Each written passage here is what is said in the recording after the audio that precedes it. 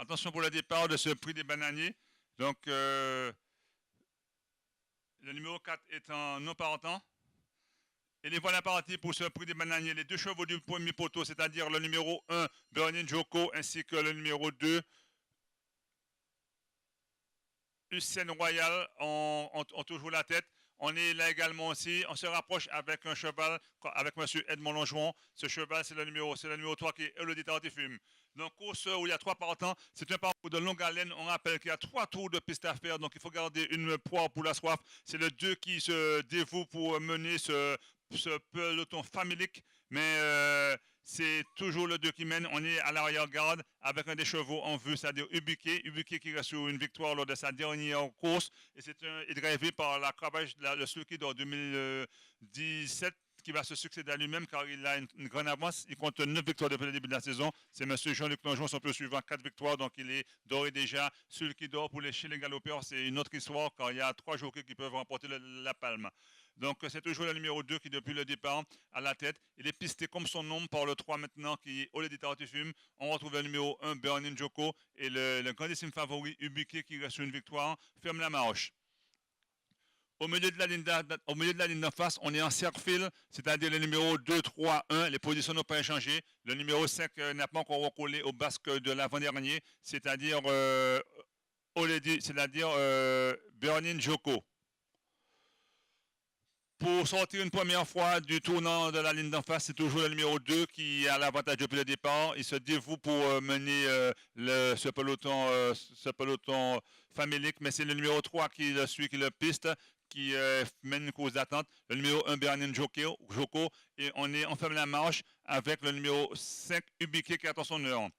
On est sur un parcours de longue haleine. Alors, les chevaux vont passer une autre fois devant les tribunes. Ils ont 2 tours de piste complets à faire. C'est un parcours qui demande de la tenue. On est sur une distance de 3800 mètres, donc 3 km 800 pour ce prix des bananiers. Et il faut garder une poire pour la soif pour pouvoir, lors du money time, c'est-à-dire le dernier tour, garder des ressources pour pouvoir railler le poteau en grand vainqueur. Donc, dans ce peloton de 4 chevaux, pour le moment, personne ne peut dire qu'il est battu. Tous les chevaux se tiennent en 4-5 sulky, mais c'est le 2 avec Mme Le Breton qui a toujours l'avantage. Mais on le piste avec le 3, c'est-à-dire Olé Tartifume. Il y a une petite cassure de longueur avec le numéro 1, Burning Joko. Et le cheval le plus en vue, le favori, c'est-à-dire Ubuquet, Jean-Luc Longeron, ferme la marche. Mais on a encore un tour et demi de piste à faire pour livrer le verdict de ce prix des bananiers.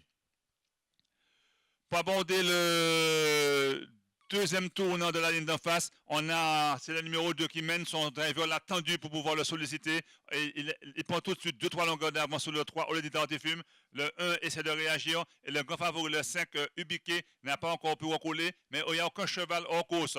Donc c'est ce numéro 2 maintenant, c'est ce numéro 2, Hussein Royal. Hussein Royal et Mme Le Breton, qui d'un coup accéléré prend une trentaine de mètres d'avance, mais il y a encore un tour complet de piste à faire. Il faudra garder de l'énergie pour pouvoir finir. La route est encore longue. Le numéro 3, Olé Tartifume, est toujours là, mais c'est toujours Hussein Royal qui a l'avantage. Hussein Royal qui se braque quelque peu. Son driver a du mal à le cadencer, ce cheval. Attention, oh là là, accident malheureusement. Accident avec ce Hussein Royal. On espère qu'elle va se relever sans mal. Le cheval braquait totalement sur la droite et elle n'a pu le remettre. Donc, c'est ce numéro 2 qui menait et qui a chuté malheureusement. On a une course qui a que 3 partants. Il reste encore un tour de piste à faire. Là où je suis, je n'ai pas la vision de la piste. On espère que le driver ait pu se relever sans mal parce que son cheval avait du mal à tourner et son cheval s'est mis dans le caniveau malheureusement.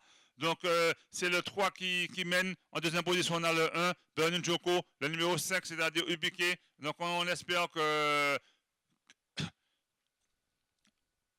ce cheval ait pu se relever. Donc, les choses ne vont pas très vite. Les drivers ont considérablement ralenti le rythme.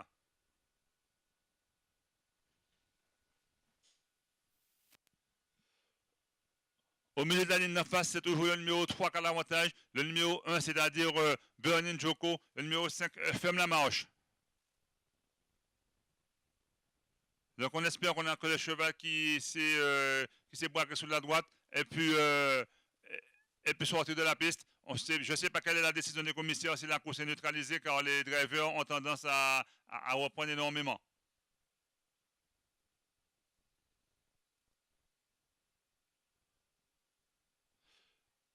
Donc il semblerait que je sais, de ma position, j'ai pas de contact avec pour savoir si la course a été neutralisée. Mais bon, mais on finit fort avec le numéro, on finit fort avec le numéro 5 devant le numéro, devant le numéro 3. On va finir fort avec ce numéro. Cette course va se jouer sur un sprint. Le numéro 1 aussi se mêle à la lutte. Mais il semblerait que ce soit dans le dernier sursaut, que ce soit le 3 qui l'emporte, suivi du 5.